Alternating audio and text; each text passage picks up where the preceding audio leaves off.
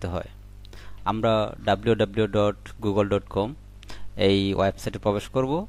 প্রবেশ করে আমরা গুগলের সার্চ বক্সে লিখে দেব বিএলসি।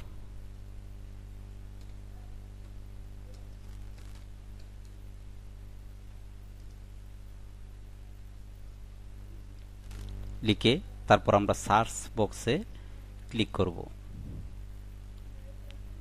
আমরা বিএলসি মিডিয়া প্লেয়ারের অসংখ্য সফটওয়্যার এখানে দেখতে পাচ্ছি। আমরা এই অংশ থেকে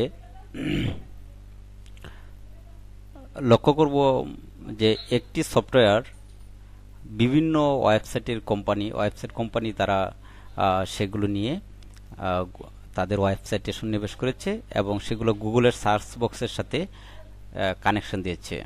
তো সেই ক্ষেত্রে আমরা সঠিক যে ওয়েবসাইটটি রয়েছে সেই ওয়েবসাইটটিতে আমরা যাব।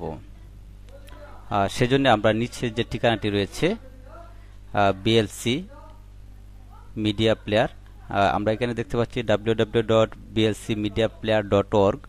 এটি হচ্ছে এই সফটওয়্যারের আসল ঠিকানা। আমরা উপরে এই লিঙ্কটিতে ক্লিক করব।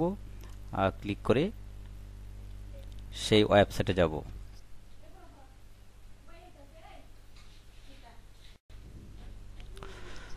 আমরা ইন্টারনেট এক্সপ্লোরার অথবা মজিলা ফায়ারফক্স ওপেন করে এর অ্যাড্রেস বারে www.blcmediaplayer.org এই ঠিকানাটি লিখে কিবোর্ডে ইন্টার চাপলে এই পেজটি সামনে উপস্থিত হবে। এখান থেকে download VLC media player, VLC player নাও এই অপশনটিতে আমরা ক্লিক করব। ক্লিক করলে আপনি ইতিপূর্বে আপনার কম্পিউটারে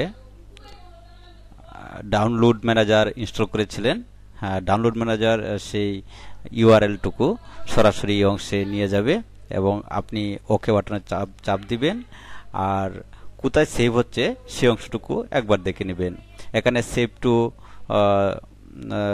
সি ড্রাইভের ডাউনলোড যে ফোল্ডারটি রয়েছে সেখানে এটা সেভ হবে এবং আপনি ইচ্ছা করলে সেটা পরিবর্তন করে দিতে পারেন।